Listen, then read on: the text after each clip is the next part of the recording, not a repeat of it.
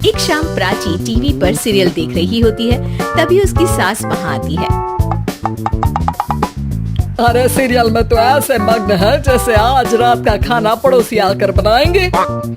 मुझे पता ही नहीं था आपने अपने बेटे की शादी पड़ोस में भी की हुई है।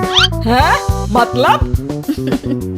मतलब इस घर में सारा काम बहू ही करती है, आप तो सिर्फ खर्राटे मारती हैं। अच्छा जी, फिलहाल तो तुम आराम फरमा रही हो, चलो जाओ, ये मेरे टीवी देखने का समय है। आहा, इसीलिए मुझे भगाया जा रहा है। सॉरी, अब तो बिल्कुल नहीं जाऊंगी। प्राची की इस बात पर दोनों सास बहू के बीच टीवी रिमोट के पीछे बच्चों जैसे छीना झपटी शुरू हो जाती है, जिसके बीच श्लोक भी काम से घर वापस आ जाता है। आज मेरी चूहे बिल्ली की जोड़ी किस बात पर झगड़ रही है? अरे तेरे बीवी मुझे टीवी नहीं देखने दे रही। अरे तुम्हारी मम्मी मुझे खाना बनाने के लिए फोर्स कर रही है। अरे वाह, ऐसे बेतुके रीजन पर तो बच्चे भी झगड़ा नहीं करते। अरे मुझे कुछ मत बोल, सब इसने ही शुरू किया है। हाँ हाँ, जैसे आप तो बहुत दूध की धूली है ना। अरे बस, दोनों चुप। प्राची जाओ, खाने की तैयारी करो, और माँ तो छोड़ो, तुम्हें क्या बोलूं, शांति से अपना सीरियल देखो, मुझे दोबारा लड़ने की आवाज सुनाई नहीं देनी चाहिए। ऐसा बोलकर श्लोक वहाँ से चला जाता है, जिसके पीछे पीछे प्राची भी कुछ न कुछ बड़बड़ाते हुए रसोई में चली जाती है। हाँ हाँ, सासू जी को तो कुछ बोलेंगे ही नहीं, बस मुझ पर ही हुक्म चलता है, खाना बनाओ, जैसे मैं इनके घर में खाना बनाने के लिए आई हूँ। इसी तरह शाम बीतती है और रात को श्लोक और प्राची की सास खाना खाकर सोने चले जाते हैं, लेकिन प्राची गुस्से में कुछ खाए बिना काम में ही लगी रहती है। इस घर में किसी को घंटा फिक्र नहीं पड़ता, मैं खाऊं या भूखी रहूं।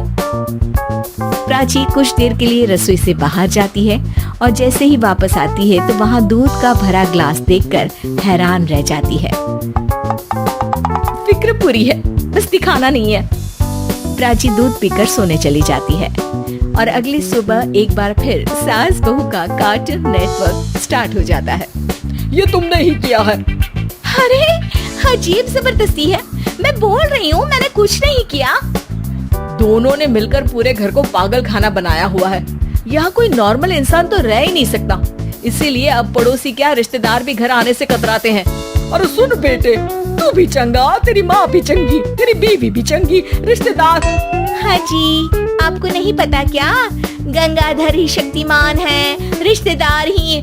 हाँ हाँ, बस समझ गया। कभी जानवरों जैसे लड़ेंगी तो कभी जुगलबंदी करेंगी। भाई मैं आप दोनों के बीच में नहीं फंसना चाहता।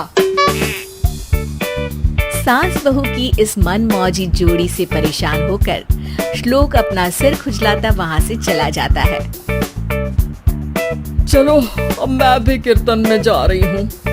इस पर जैसे ही सास कमरे में अपना पर्स लेने जाती है तो वहाँ नाश्ते की प्लेट रखी देख मुस्कुराने लगती है और नाश्ता करके घर से बाहर निकलते हुए कुछ पैसे टेबल पर रख जाती है, जिसके कुछ देर बाद सिलेंडर वाला घर आता है। ओ मोरी मैया, मैं सिलेंडर के बारे में तो बिल्कुल भूल ही गई थी। घर खर्च के सारे पैसे भी मम्मी के पास है और श्लोक से बोला तो उल्टा 4 बात सुनाएंगे। प्राची ये सोच ही रही होती है कि अचानक उसका चेहरा चमक उठता है और वो घर में आकर इधर उधर देखने लगती है।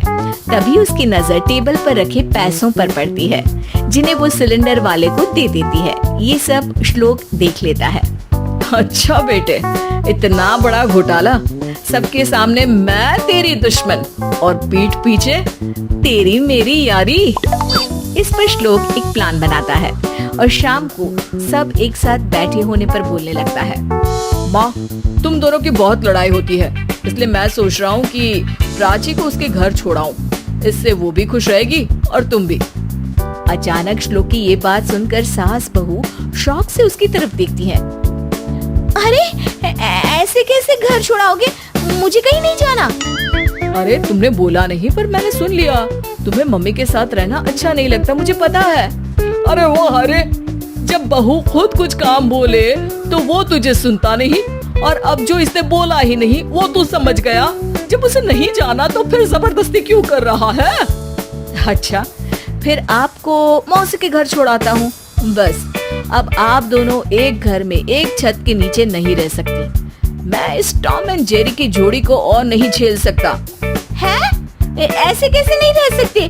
तुम्हें इतनी दिक्कत है तो तुम्हारा बोरिया बिस्तर पैक कर देती हूँ, लेकिन मम्मी जी कहीं नहीं जाएंगी। बिल्कुल यही सुनना था मुझे। अगर दोनों में इतना ही प्यार है फिर हर वक्त ये लड़ाई का नाटक क्यों करती हो? देखा मैंने कैसे माँ किचन में दूध रखती है और तुम उनके लिए कमरे में नाश्ता रखती हो, और कैसे वो पहले ही तुम्हारी दिक्कत समझकर घर में पैसे रखकर बाहर जाती है। अरे भाई, इतना ड्रामा तो डेली सोप में भी नहीं होता जितना तुम दोनों ने इस घर में फैलाया हुआ है। तू हमें टॉम एंड जेरी बोलता है ना, तो याद कर वो दोनों भी एक दूसरे को बाहर वालों की बुरी नजर से बचाने के लिए हमेशा सबके सामने लड़ते थे, लेकिन अकेले में दिक्कत के समय मदद भी तो करते थे।